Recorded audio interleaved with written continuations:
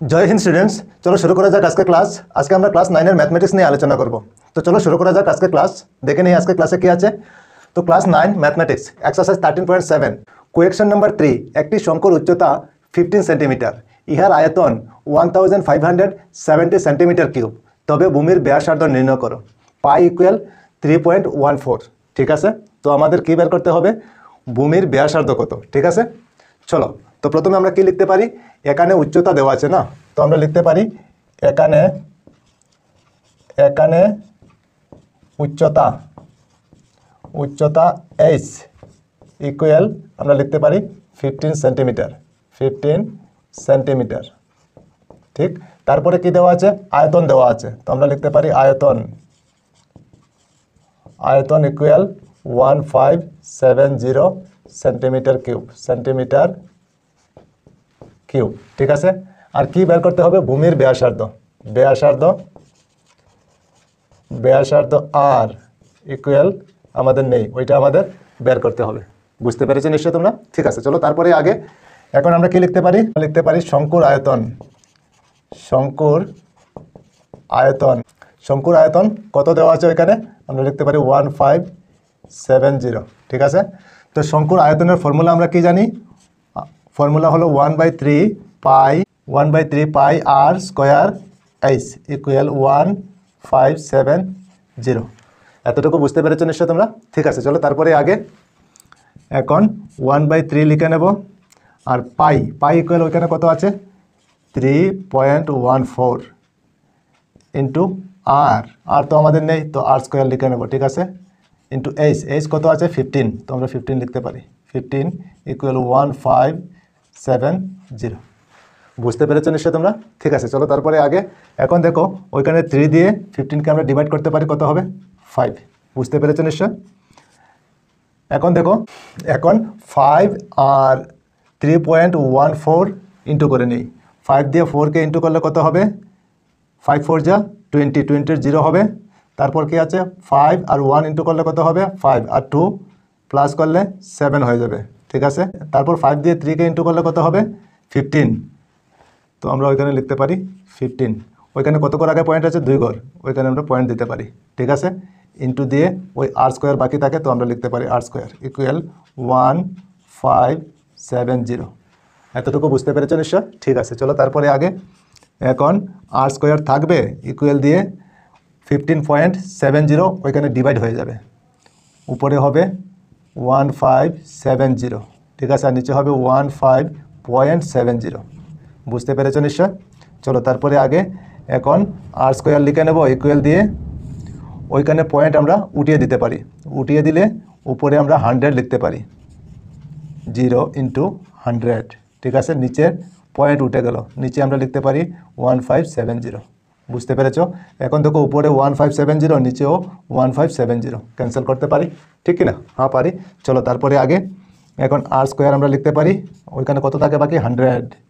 ঠিক আছে, 100। এখন আবার আর স্কোয়ার ইকুয়াল আমরা 100কে লিখতে পারি কি 10 স্কোয়ার, এই ধরনের আমরা লিখতে পারি। 10 ইন্টু করলে কত হয় 100 হয়ে যাবে। ঠিক আছে, এখন দেখো দুই দিকে আমরা স্কোয়ার উঠিয়ে দিতে পারি, আর ইকুয়াল 10, ওইখানে কি আছে সেন্টিমিটার, আমরা লিখতে পারি সেন্টিমিটার।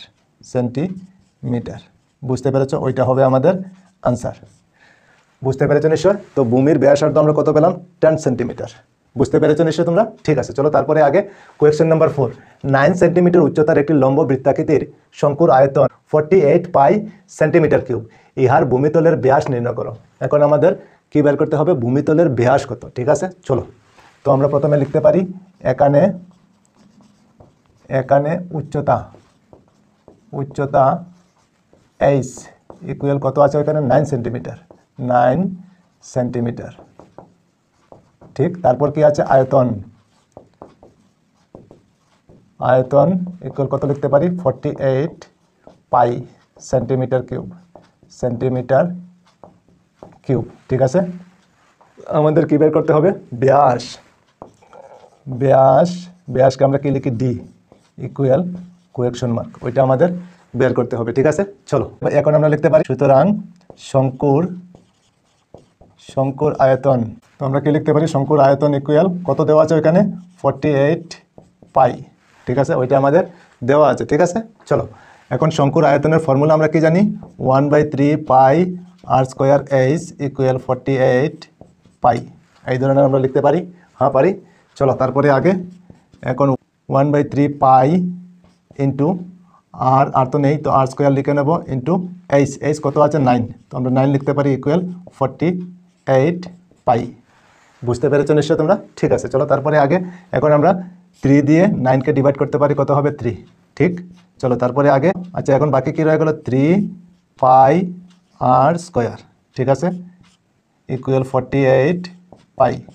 বুঝতে পেরেছো নিশ্চয়, ঠিক আছে। চলো তারপরে আগে এখন আমরা আর রেখে দেবো আর স্কোয়ার, তো এখন আর স্কোয়ার লিখে নেব ইকুয়াল দিয়ে 3 পাই ওইখানে ডিভাইড হয়ে যাবে, 48 পাই উপরে আর নিচে হবে 3 পাই। বুঝতে পেরেছো নিশ্চয়।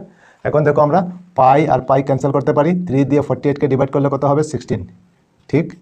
আর স্কোয়ার ইকুয়াল 16, ঠিক। আবার আর স্কোয়ার ইকুয়াল 16কে আমরা লিখতে পারি 4 স্কোয়ার, লিখতে পারি কি না, হ্যাঁ পারি, 4 4 যা 16 হয়। এখন দুই দিকের স্কোয়ার আমরা উঠিয়ে দিতে পারি, আর ইকুয়াল 4, ওইখানে কি আছে সেন্টিমিটার, তো আমরা লিখতে পারি সেন্টিমিটার, ঠিক।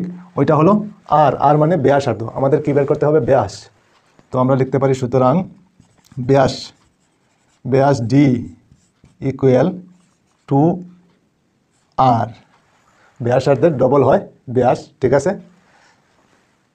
তো 2 ইন্টু আর আমাদের কত আছে, আর হলো 4, তো আমরা 4 লিখতে পারি, 2 আর 4 ইন্টু করলে 8, তো 8 সেন্টিমিটার হবে ব্যাস, 8 সেন্টিমিটার। বুঝতে পেরেছো, ওইটা হবে আমাদের আনসার। তো নিশ্চয়ই তোমরা বুঝতে পেরেছো। তো ঠিক আছে, আজকে এই পর্যন্তই থাক, আবার অন্য কোনো ক্লাসে তোমাদের সঙ্গে দেখা হবে। সবাই ভালো থেকো, সুস্থ থেকো আর মন দিয়ে পড়াশোনা করো। জয় হিন্দ, বন্দে মাতরম।